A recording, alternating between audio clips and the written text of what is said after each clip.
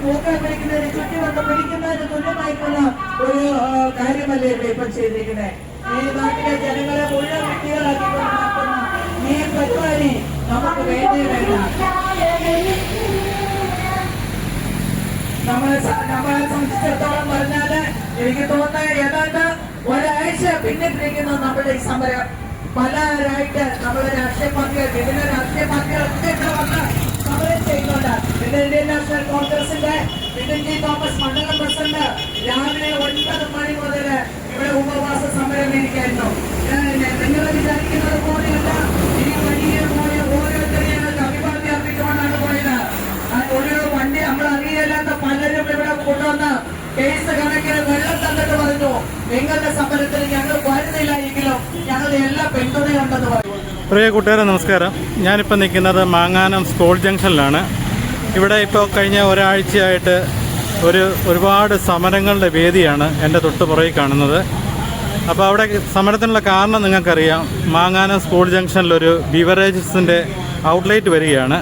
അപ്പം അത് ജനങ്ങൾക്ക് ഒരുപാട് ബുദ്ധിമുട്ടുണ്ടാകുമെന്ന് മനസ്സിലായിക്കൊണ്ട് ഇവിടുത്തെ വാർഡ് മെമ്പർ അടക്കമുള്ള ആൾക്കാർ, അതുപോലെ തന്നെ രാഷ്ട്രീയ മതഭേദമന്യേ നിരവധി ആൾക്കാർ, മദ്യവർജന പ്രസ്ഥാനക്കാരും എല്ലാം നിരവധി സമരങ്ങളാണ് ഇവിടെ ഓരോ ദിവസവും നടന്നുകൊണ്ടിരിക്കുന്നത്. ഇന്ന് നിരാഹാര സമരമായിരുന്നു. അതുപോലെ ഓരോ ദിവസവും സമരങ്ങളുടെ നമ്മുടെ നേർക്കാഴ്ചയാണ് കണ്ടുകൊണ്ടിരിക്കുന്നത്. അപ്പോൾ നമ്മുടെ ഇന്ന് ലോക വനിതാ ദിനമാണ്. അപ്പോൾ ഇവിടുത്തെ വാർഡ് മെമ്പർ എന്ന് പറയുന്ന ഒരു വനിതയാണ്. അപ്പോൾ നമുക്ക് ഷൈനി വേലങ്ങാടനാണ് വാർഡ് മെമ്പറുടെ പേര്. അപ്പോൾ എൻ്റെ ഒരു സുഹൃത്തും കൂടെയാണ്. അപ്പോൾ നമുക്ക് ഇവിടുത്തെ ഇതിൻ്റെ കാര്യങ്ങളും അതുപോലെ ഈ സമരവുമായിട്ടുള്ള ബന്ധപ്പെട്ട് മെമ്പർ നടത്തുന്ന അതിധീരമായ ഒരു പോരാട്ടം തന്നെയാണ് ജനങ്ങളിത് ഏറ്റെടുത്ത് നടത്തിക്കൊണ്ടിരിക്കുന്നത്. അപ്പോൾ നമുക്കിവിടുത്തെ ദൃശ്യങ്ങളെല്ലാം ഒന്ന് കാണാം.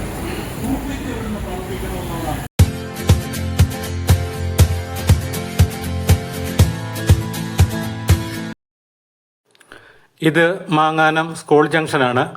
ഈ സ്കൂൾ ജംഗ്ഷന് തൊട്ട് സമീപത്ത് തന്നെയാണ് സർക്കാരിൻ്റെ ബിവറേജിൻ്റെ ഔട്ട്ലെറ്റ് വരുന്നത്.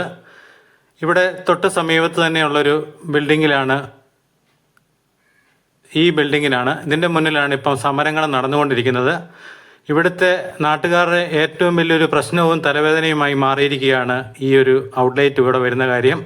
സാധാരണ ഔട്ട്ലെറ്റ് വരുന്നതിനൊന്നും നമുക്കെതിരല്ല. കാരണം പലയിടത്തും സർക്കാരിൻ്റെ ഔട്ട്ലെറ്റുകൾ കോട്ടയം ടൗണിലൊക്കെ ആണെങ്കിലും ഒരുപാട് സ്ഥലങ്ങളിൽ ഔട്ട്ലെറ്റുകളുണ്ട്. അതിനൊന്നും നമ്മൾ എതിരല്ല. പക്ഷേ ഈ ജനവാസ മേഖലയിൽ അതുപോലെ തന്നെ തൊട്ട് സമീപത്ത് സ്കൂളുകളും അതുപോലെ തൊട്ട് സമീപത്ത് പള്ളികളും അതുപോലെ SNDPയും അതുപോലെ ഒരുപാട് ആരാധനാലയങ്ങളും എല്ലാം ഉള്ള മാങ്ങാനം എന്ന് പറയുന്ന സ്ഥലമാണ്.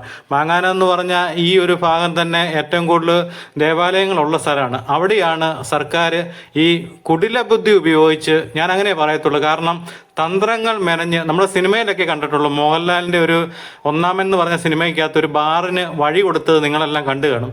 എന്ന് പറഞ്ഞ പോലെ തന്ത്രങ്ങൾ മെനഞ്ഞുകൊണ്ട് ജനങ്ങളെ മുഴുവൻ വിഡ്ഢിയാക്കിക്കൊണ്ട് ഒരു കെട്ടിടം, ആ കെട്ടിടത്തിലേക്കുള്ള എൻട്രൻസ് വരെ ഞാൻ നിങ്ങളെ കാണിക്കാം. ഇതെങ്ങനെയാണ് ഇവിടെ വരാൻ പോകുന്നത്. ഈ റോഡ് നിങ്ങൾക്ക് കാണാവുന്നതാണ്. ഇവിടെ ഈ ഇതിൽ സഞ്ചരിക്കുന്നവർക്കെല്ലാം അറിയാം. അതുപോലെ തിരക്ക് പിടിച്ചൊരു ഏരിയയാണ് ഇത്രയും ഭാഗം. ഇവിടെ നിരവധി അപകടങ്ങളാണ് ഓരോ ദിവസവും ഉണ്ടായിക്കൊണ്ടിരിക്കുന്നത്. അതിനുവേണ്ടിയാണ് ഇവിടെ വാഹനങ്ങളുടെ സ്പീഡ് കുറയ്ക്കാൻ വേണ്ടിയാണ് ഇവിടെ തൊട്ടടുത്ത് 2 സൈഡിലായിട്ട് ഹമ്പ് ഉണ്ടാക്കി വെച്ചിരിക്കുന്നത്. ഇവിടെ ഞാൻ വന്ന് തന്നെ ഒരുപാട് ആക്സിഡൻറ്റിൻ്റെ വീഡിയോ എടുത്തിട്ടുള്ളതാണ്.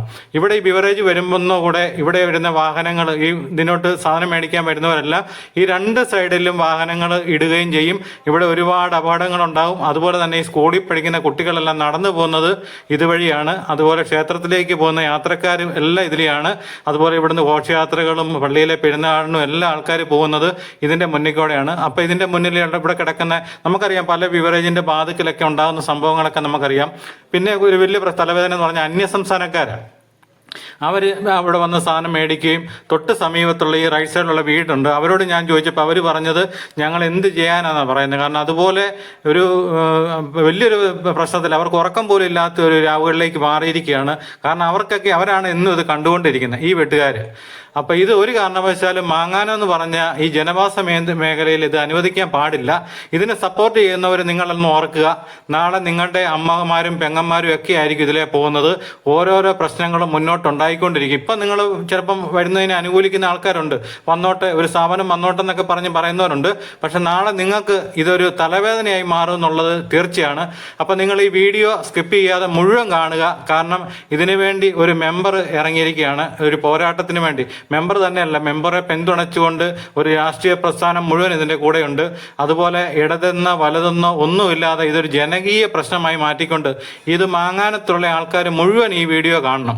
കാരണം നിങ്ങളെല്ലാവരും ഒറ്റക്കെട്ടായി നിൽക്കണം. കാരണം ഇതൊരു കുടില തന്ത്രത്തിലൂടെയാണ്. കാരണം ബിവറേജുകൾ വരുന്നതിന് നമുക്കെതിരല്ല, പക്ഷേ അതൊക്കെ നേരായ വഴിക്ക് വേണം. അല്ലാതെ ഇത് ജനങ്ങളെ മുഴുവൻ വിഡ്ഢിയാക്കിക്കൊണ്ട് ഇങ്ങനെ ഒരു തീരുമാനം ഇവിടെ എടുത്തിരിക്കുന്നതിന് നിങ്ങൾ ബാക്കി ഇതൊന്ന് കാണുക. നമ്മുടെ വാർഡ് മെമ്പറായ ഷൈനി വെലങ്ങാടൻ ഇവിടെയുണ്ട്. നമുക്ക് മെമ്പറോട് ഇതിൻ്റെ കാര്യങ്ങളൊന്ന് ചോദിക്കാം. അതിനു മുമ്പ് ഞാൻ നിങ്ങളെ ഈ വഴി കാണിക്കുക. അതായത് ഇതിനു വേണ്ടി തന്ത്രം മൂലം ഉണ്ടാക്കിയിരിക്കുന്ന ഒരു വഴിയാണ് ഈ മതിൽക്കെട്ട്. നിങ്ങൾക്ക് കാണാം, ഈ ഒരു സ്ഥാപനം നേരത്തെ ഒരു ഹോട്ടലായിരുന്നു. അവിടെ നേരം ഇവിടെ ഒരു പാർക്കിംഗ് ഏരിയ മാത്രമേ ഉള്ളായിരുന്നുള്ളൂ. അവിടെ കെട്ടിത്തിരിച്ചുകൊണ്ട്, കണ്ടോ, 1-2 ദിവസം കൊണ്ട് കെട്ടിത്തിരിച്ചുകൊണ്ട് ഇതിൻ്റെ വഴിയാക്കിയിരിക്കുന്നത് ഈ മതിൽക്കെട്ട് കണ്ടോ ഇവിടെ തിരിച്ചിരിക്കുകയാണ്. ദൂരപരിധിക്ക് വേണ്ടി ജനങ്ങളെ വിഡ്ഢികളാക്കിക്കൊണ്ടുള്ളൊരു കാഴ്ചയാണ് നിങ്ങൾ കാണുന്നത്. കണ്ടോ, ഇത് വന്ന് കഴിഞ്ഞ ദിവസം നടന്നു കഴിഞ്ഞപ്പോഴത്തേനാണ് ഇവിടെയുള്ള ആൾക്കാർക്ക് മനസ്സിലാക്കിയത് സ്കൂളുമായിട്ടുള്ള ദൂരം ഇവിടെ മതിൽ കെട്ടിക്കഴിഞ്ഞവ പിന്നെ ഈ വഴി വരുന്നത് ഈ സൈഡിൽ കൂടെയാണ് പോകുന്നത്.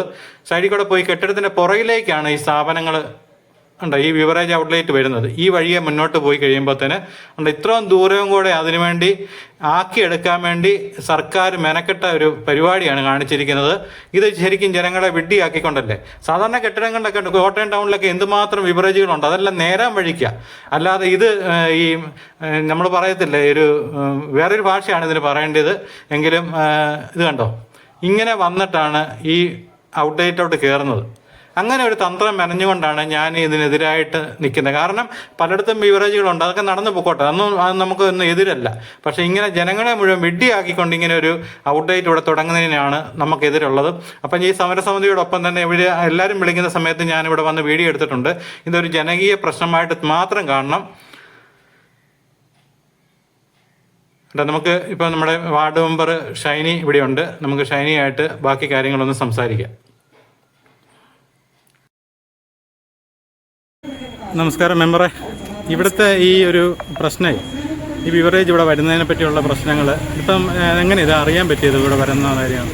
നമ്മൾ ആദ്യം ഞാനിത് അറിഞ്ഞത് നമ്മുടെ ഒരു വെൽവിഷർ നമ്മളെ വിളിച്ച് പറഞ്ഞതാണ്. വെൽവിഷർ മീൻസ് നമ്മുടെ അടുത്തൊരു മുനിസിപ്പാലിറ്റിയിലെ മുൻ കൗൺസിലറാണ് എന്നെ വിളിച്ച് ഈ കാര്യം ആദ്യം അറിയിക്കുന്നത്. അവർ എങ്ങനെയോ വേറെ ഏതോ ഓഫീസിൽ നിന്നോ എങ്ങനെയോ അവർ അറിഞ്ഞിട്ട് നമ്മളെ എങ്ങനെ വിളിച്ചിങ്ങനെ അറിയിച്ചു, ഇങ്ങനെ ഒരു സംഭവം ഇവിടെ നടക്കുന്നുണ്ട്, അപ്പോൾ അതിനെപ്പറ്റി മെമ്പർ ഒന്ന് അന്വേഷിക്കണം എന്ന് എന്നോട് വിളിച്ചു പറഞ്ഞു. അതനുസരിച്ച് ഞാനിവിടെ പലരോടും, നമ്മുടെ ചുറ്റുവട്ടത്തുള്ള പല വീട്ടുകാരോടും നമ്മളിത് പറ്റി അന്വേഷിച്ചപ്പോൾ അവർ പറഞ്ഞത് ഇവരിവിടെ ഇത് ചെയ്യുന്നേ ഉള്ളൂ, അന്നൊന്നും അതിൽ കെട്ടിയിട്ടില്ല. അപ്പോൾ അവർ പറഞ്ഞു ഇത് 3-4 പേർക്ക് അവരിത് കൊടുത്തിട്ടുണ്ട്. അപ്പോൾ അതനുസരിച്ച് എന്തോ ബാങ്കോ അങ്ങനെ 2-3 ആൾക്കാർക്ക് ഇത് കൊടുക്കാനായിട്ടാണ് ഉദ്ദേശിച്ചിട്ടുണ്ട്. അപ്പോൾ അങ്ങനെ നമ്മൾ ഉദ്ദേശിച്ചിട്ടുണ്ടെന്നേ ഉള്ളൂ, അല്ലാതെ അവരാരുടെയും ഇത് കിട്ടിയിട്ടില്ല എന്നാണ് നമ്മൾ പൊതുവെ അറിഞ്ഞത്. അങ്ങനെ ഇരിക്കെ കഴിഞ്ഞ വെള്ളിയാഴ്ച, അല്ല ഈ വെള്ളിയല്ല, അതിന് മുന്നിലത്തെ വെള്ളിയാഴ്ചയാണ് ഇതുപോലെ ഇവിടെ മതിൽ കെട്ടി. അപ്പോൾ ശനിയാഴ്ച നമ്മളിത് കാണുന്നത് മതിൽ കെട്ടി എല്ലാം തിരിച്ചെല്ലാം വെച്ചിരിക്കുന്നത് കാണുന്നത്. അതിനോടനുബന്ധിച്ചാണ് നമുക്ക് പിന്നെ മനസ്സിലായത്. കാരണം സ്കൂളിൽ നിന്ന് 200 മീറ്റർ വരണ്ടതിന് വേണ്ടിയാണ് അവർ അതിങ്ങനെ ഫ്രണ്ട് വാതിൽ അത് പുറകുവശത്താണ്. അപ്പോൾ എന്നാലേ അതിനോടനുബന്ധിച്ച് വരും. പക്ഷേ ഇപ്പോഴും നമ്മുടെ ഒരു അറിവിൽ ഇപ്പോഴും 200 മീറ്റർ ഇല്ല എന്നുള്ളതാണ്, പ്രകാരം ഇല്ലെന്നുള്ളതാണ് നമ്മുടെ അറിവ്. രണ്ടാമത് നമ്മുടെ ഈ ചുറ്റുപാടുമുള്ള ആൾക്കാർക്ക് എല്ലാവർക്കും ഇങ്ങനൊരു സ്ഥാപനം ഇവിടെ വരുന്നതിനോട് യാതൊരു ആർക്കും ഇഷ്ടമുള്ളൊരു കാര്യമാണ്. കാരണം നമ്മുടെ അടുത്ത് തന്നെ നമ്മുടെ 100-105 വർഷത്തിനധികമുള്ള ഒരു സ്കൂൾ ഉണ്ട്.